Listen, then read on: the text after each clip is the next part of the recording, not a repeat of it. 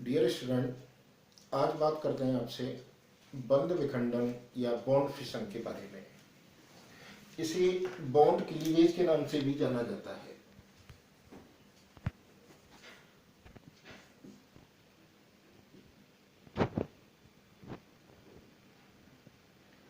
जब भी कोई कार्बनिक अभिक्रिया होती है तो उस अभिक्रिया के दौरान अणुओं में पहले से उपस्थित बंध टूटते हैं और नए बंध बनते हैं।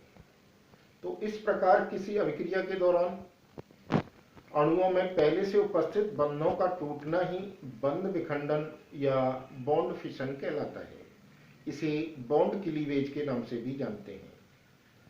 बंध विखंडन दो प्रकार से होता है या दो प्रकार का होता है। नंबर एक, होमोलिटिक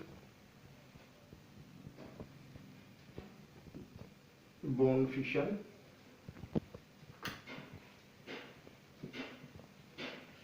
या समांश बंध विखंडन, और नंबर दो, हेटेरोलिटिक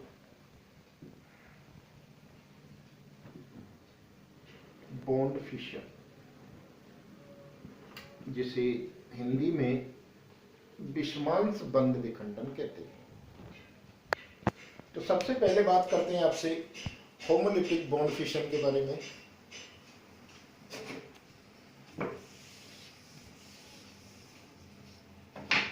जब भी किसी कार्बनिक अभिक्रिया के दौरान किसी ऐसे बंध का विखंडन होता है जो लगभग समान विद्युत ऋणीयता वाले परमाणुओं के मध्य बना होता है, तो इस स्थिति में साझे के इलेक्ट्रॉन समान रूप से बंधित परमाणुओं पर स्थानांतरित हो जाते हैं। इस प्रकार के बंध विखंडन को ही समांश बंध विखंडन कहते हैं, क्योंकि इस बंध विखंडन में साझे के इलेक्ट्रॉनों का समान अंश बंधित परमाणुओं पर स्थानांतरित होता है। इसीलिए इसका नाम समांश बंध विखंडन या होमोलिटिक बॉन्ड फिशन दिया गया है। इस प्रकार के बंध विखंडन में यद्यपि बंधित परमाणुओं पर एक एक इलेक्ट्रॉन आता है, लेकिन उन पर किसी प्रकार का कोई आवेश नहीं आता, जिसे निम्न प्रकार से समझा जा सकता है। मान लीजिए कोई सहसंयोजक बंध A2 अणु में बना हुआ है या दो A परमाणुओं के मध्य बना हुआ है। जब भी इस बंध का समांश बंध विखंडन होगा तो इस बंध का एक इलेक्ट्रॉन इस A परमाणु पर और एक इलेक्ट्रॉन इस A परमाणु पर आ जाएगा। इस प्रकार स्थानांतरित इलेक्ट्रॉन को विषम इलेक्ट्रॉन या ऑड इलेक्ट्रॉन कहते हैं, और इस प्रकार के इलेक्ट्रॉनों के स्थानांतरण को आदेश सिर वाले तीर के द्वारा या वक्र तीर के द्वारा, आधे सिर वाले वक्र तीर के द्वारा प्रदर्शित किया जाता है। इस प्रकार के इलेक्ट्रॉनों के स्थानांतरण से परमाणुओं पर किसी प्रकार का कोई आवेश नहीं आता। यद्यपि दोनों परमाणुओं पर एक एक इलेक्ट्रॉन स्थानांतरित हो रहा है या एक एक इलेक्ट्रॉन आ रहा है, लेकिन इन पर किसी प्रकार का कोई आवेश नहीं आता, क्योंकि ये जो इलेक्ट्रॉन इन परमाणुओं पर स्थानांतरित होता है ये इनका वही स्वयं का इलेक्ट्रॉन होता है जो इन्होंने बंध बनाने के लिए दिया था। और जब किसी परमाणु पर उसी का इलेक्ट्रॉन स्थानांतरित होकर या वापस होकर आता है तो उस स्थिति में परमाणु पर किसी प्रकार का कोई आवेश नहीं आता। लेकिन चूंकि ये इलेक्ट्रॉन उसी कोश में वापस नहीं आता बल्कि उससे उच्च ऊर्जा वाले कोश में स्थानांतरित होता है, इसलिए ये उच्च ऊर्जा युक्त प्रजाति होती हैं। और इस प्रकार की प्रजातियों को, जिनमें एक विषम इलेक्ट्रॉन या ऑड इलेक्ट्रॉन होता है, मुक्त मूलक या फ्री रेडिकल कहते हैं।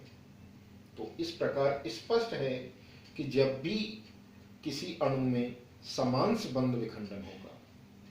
तो ये बंध विखंडन तभी होगा जब बंधित परमाणु लगभग समान विद्युत ध्रुवता के हों।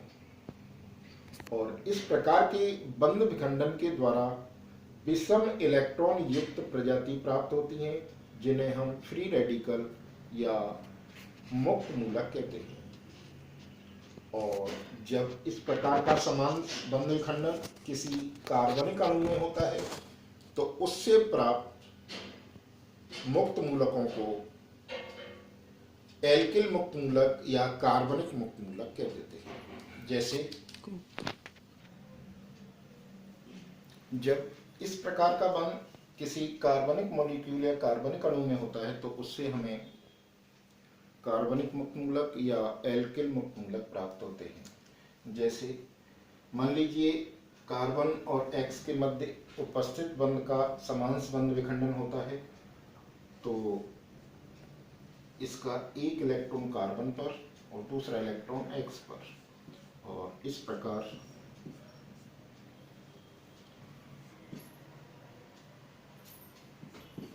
कार्बनिक मुक्त मूलक और एक्स मुक्त मूलक प्राप्त होते हैं। अब बात करते हैं आपसे एल्किल फ्री रेडिकल या एल्किल मुक्त मूलकों के बारे में। ये मुक्त मूलक 4 प्रकार के होते हैं। सबसे पहले बात करते हैं आपसे प्राथमिक मुक्त मूलक या प्राइमरी फ्री रेडिकल के बारे में।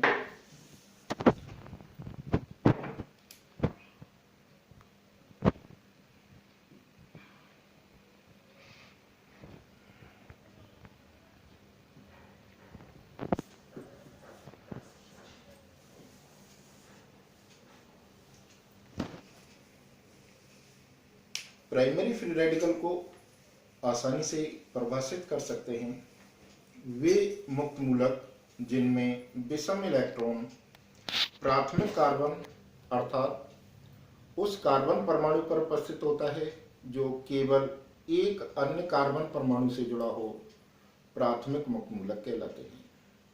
इन्हें 1 डिग्री के द्वारा व्यक्त किया जाता है, जैसे एथिल मुक्त मूलक।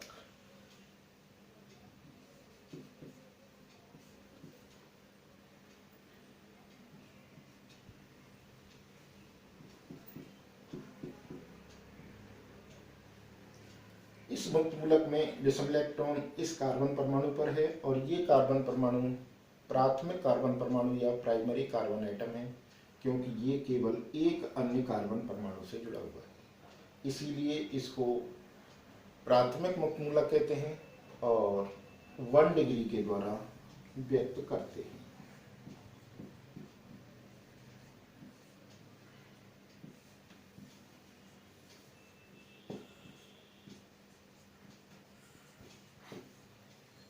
अब बात करते हैं आपसे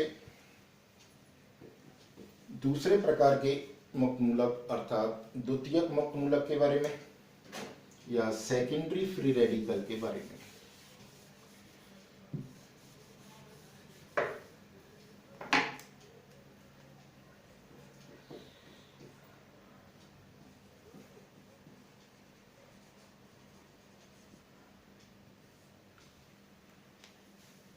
वे मुक्त मूलक जिनमें विषम इलेक्ट्रॉन द्वितीय कार्बन परमाणु अर्थात उस कार्बन परमाणु पर उपस्थित होता है जो 2 अन्य कार्बन परमाणुओं से जुड़ा हो, द्वितीयक मुक्त मूलक या सेकेंडरी फ्री रेडिकल्स कहलाते हैं।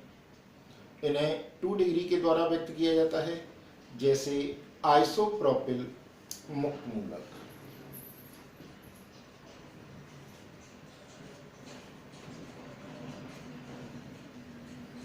इसमें विषम इलेक्ट्रॉन इस कार्बन परमाणु पर है और ये अन्य 2 कार्बन परमाणुओं से जुड़ा हुआ है, इसीलिए इसको द्वितीयक मुक्त मूलक या सेकेंडरी फ्री रेडिकल कहते हैं और 2 डिग्री के द्वारा व्यक्त करते हैं।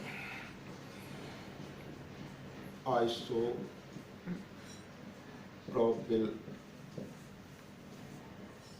मुक्त मूलक।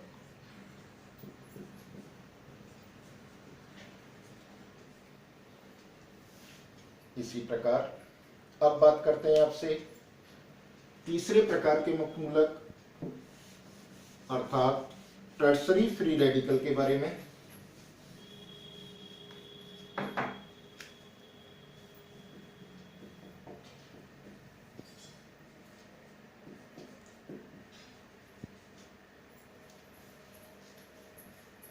वे मुक्त मूलक जिनमें विषम इलेक्ट्रॉन तृतीयक कार्बन परमाणु अर्थात उस कार्बन परमाणु पर उपस्थित होता है जो 3 अन्य कार्बन परमाणुओं से जुड़ा हो, तृतीयक मुक्त मूलक कहलाते हैं। इन्हें 3 डिग्री के द्वारा व्यक्त किया जाता है, जैसे तृतीयक ब्यूटिल मुक्त मूलक।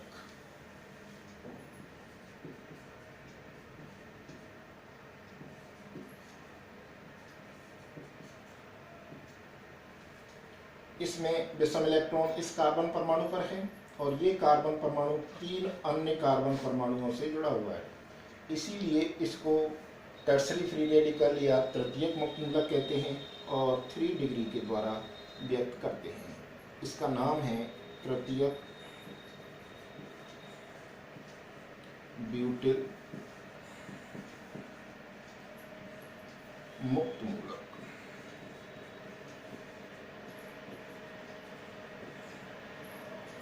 और अब बात करते हैं आपसे चौथे प्रकार के फ्री रेडिकल या मुक्त मूलक के बारे में।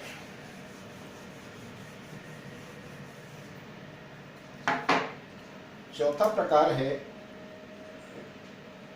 मेथिल या मिथाइल फ्री रेडिकल।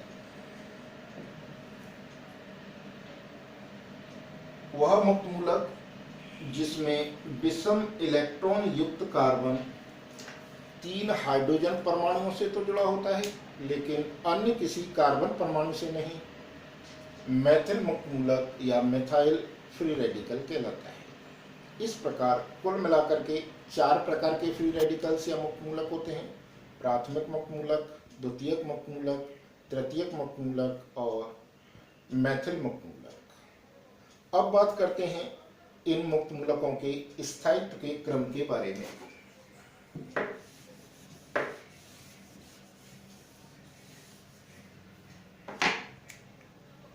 मुक्त मूलकों के स्थायित्व का क्रम देखा जाए तो ये पाया जाता है कि 3 degree is greater than 2 degree, 3 degree is greater than 2 degree, 2 degree is greater than 1 degree और 1 degree is greater than methyl मुक्त मूलक या मिथाइल फ्री रेडिकल। इस प्रकार स्पष्ट है कि सबसे अधिक स्थायी तृतीयक मुक्त मूलक होते हैं, उससे थोड़ा सा कम स्थायी या स्टेबल द्वितीयक मुक्त मूलक होते हैं, उससे कम प्राथमिक मुक्त मूलक होते हैं और सबसे कम स्थायी मेथिल या मिथाइल मुक्त मूलक होता है। अब बात करते हैं इन मुक्त मूलकों के स्थायित्व के क्रम की व्याख्या के बारे में। मुक्त मूलकों के स्थायित्व के क्रम की व्याख्या 3 प्रभावों के आधार पर की जा सकती है। इनमें से सबसे पहला प्रभाव है प्रेरण प्रभाव द्वारा।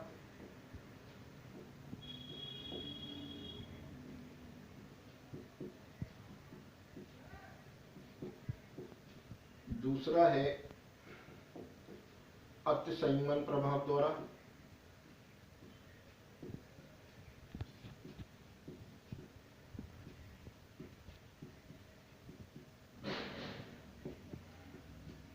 और तीसरा है अनुनाद द्वारा।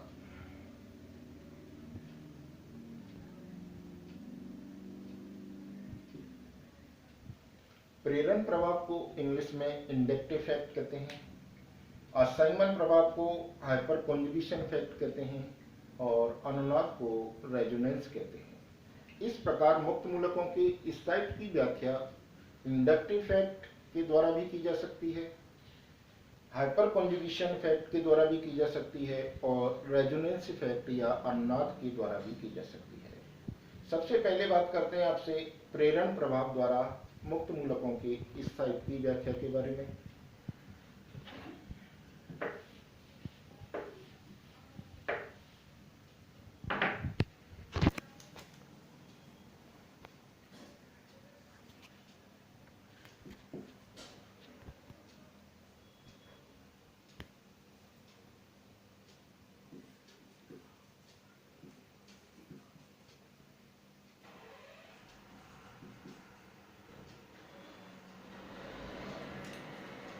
माना हमें तृतीयक मुक्त मूलकों का स्थायित्व देखना है। अगर हम मुक्त मूलक या फ्री रेडिकल को देखें तो जिस कार्बन परमाणु के पास विषम इलेक्ट्रॉन होता है उसके बाह्यतम कोश में आउटर मोस्ट ऑर्बिटल में कुल 7 इलेक्ट्रॉन होते हैं। 2 इलेक्ट्रॉन इस बंध के, 2 इलेक्ट्रॉन इस बंध के, 2 इलेक्ट्रॉन इस बंध के और 1 इलेक्ट्रॉन के, कुल मिलाकर के कितने इलेक्ट्रॉन हुए? 7। तो इस प्रकार देखा जाए तो इसका अष्टक अपूर्ण होता है, अतः मुक्त मूलक इलेक्ट्रॉन न्यून प्रजाति है। चूंकि मुक्त मूलक इलेक्ट्रॉन न्यून है या वह कार्बन जिसके पास आउटर मोस्ट ऑर्बिट में 7 इलेक्ट्रॉन है वो इलेक्ट्रॉन न्यून है, अतः स्पष्ट है कि यदि इस कार्बन परमाणु के साथ या विषम इलेक्ट्रॉन युक्त कार्बन परमाणु के साथ कोई ऐसा परमाणु या समूह जुड़ा हुआ हो जो इस पर इलेक्ट्रॉन घनत्व की वृद्धि करता हो तो वह इसके स्थायित्व में भी वृद्धि करेगा, और यदि इसके साथ कोई ऐसा परमाणु या समूह जुड़ा हुआ हो जो इस पर इलेक्ट्रॉन घनत्व की कमी करता हो तो वो इसके स्थायित्व को कम करेगा। अर्थात स्पष्ट है कि यदि इस कार्बन परमाणु के पास या साथ प्लस आई प्रभाव वाले एल्किल समूह जुड़े हुए हों तो वे प्लस आई प्रभाव के द्वारा इस कार्बन परमाणु पर इलेक्ट्रॉन घनत्व की वृद्धि करके मुक्त मूलक के स्थायित्व में वृद्धि कर देते हैं। जितने अधिक एल्किल समूह जुड़े होंगे विषम इलेक्ट्रॉन एक कार्बन परमाणु से, उसका स्थायित्व उतना ही अधिक होता है। जैसे तृतीयक मुक्त मूलक में 3 मेथिल समूहों का या 3 एल्किल समूहों का प्लस आई प्रभाव कार्य करता है,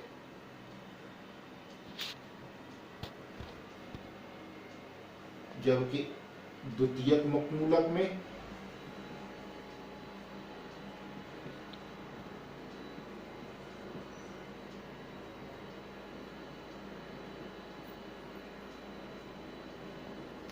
केवल 2 मैथिल समूह या एल्किल समूह का प्लस आई प्रभाव कार्य करता है। प्राथमिक मुक्त मूलक में केवल 1 एल्किल समूह का या मैथिल समूह का प्लस आई प्रभाव कार्य करता है, और मैथिल मुक्त मूलक में किसी भी एल्किल समूह का प्लस आई प्रभाव कार्य नहीं करता। अतः स्पष्ट है कि सबसे अधिक स्थायी 3 डिग्री मुक्त मूलक होगा, उससे कम स्थायी 2 डिग्री मुक्त मूलक, उससे कम स्थायी 1 डिग्री और सबसे कम स्थायी CH3 मुक्त मूलक।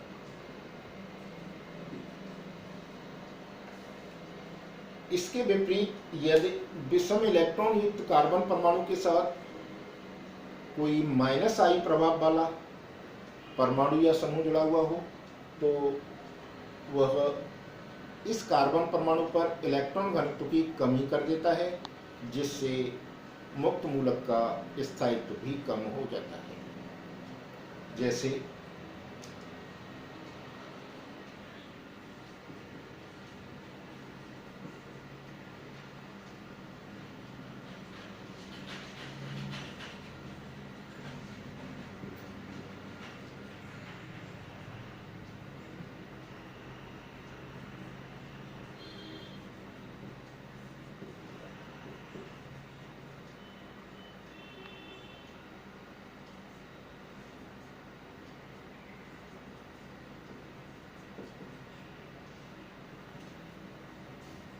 यदि हम इन हैलो मुक्त मूलक के बारे में बात करें ये फ्लोरोएथिल, ये क्लोरोएथिल, ये ब्रोमोएथिल और ये आयोडोएथिल मुक्त मूलक हैं। तो आई प्रभाव के द्वारा, माइनस आई प्रभाव के द्वारा देखा जाए तो इनके स्थायित्व का क्रम इस प्रकार होता है। फ्लोरोएथिल मुक्त मूलक इज लेस स्टेबल देन क्लोरोएथिल मुक्त मूलक, and chloroethyl मुक्त मूलक is less stable than bromoethyl मुक्त मूलक, and bromoethyl मुक्त मूलक is less stable than iodoethyl मुक्त मूलक। इसका कारण माइनस आई प्रभाव फ्लोरीन का सबसे ज्यादा होता है, इसलिए फ्लोरीन माइनस आई प्रभाव द्वारा सबसे अधिक इलेक्ट्रॉन घनत्व की कमी करता है विषम इलेक्ट्रॉन युक्त कार्बन परमाणु पर, इसीलिए इसका स्थायित्व सबसे कम होता है। और आयोडीन सबसे कम ऋण विद्युतीय होने के कारण सबसे कम इलेक्ट्रॉन घनत्व की कमी करता है विषम इलेक्ट्रॉन युक्त कार्बन परमाणु पर, इसीलिए इसका स्थायित्व सबसे अधिक होता है। इस प्रकार स्पष्ट है कि प्रेरण प्रभाव के आधार पर मुक्त मूलकों के स्थायित्व का क्रम 3 degree is greater than 2 degree, 2 degree is greater than 1 degree और 1 degree is greater than Maithil मुक्त मूलक होता है।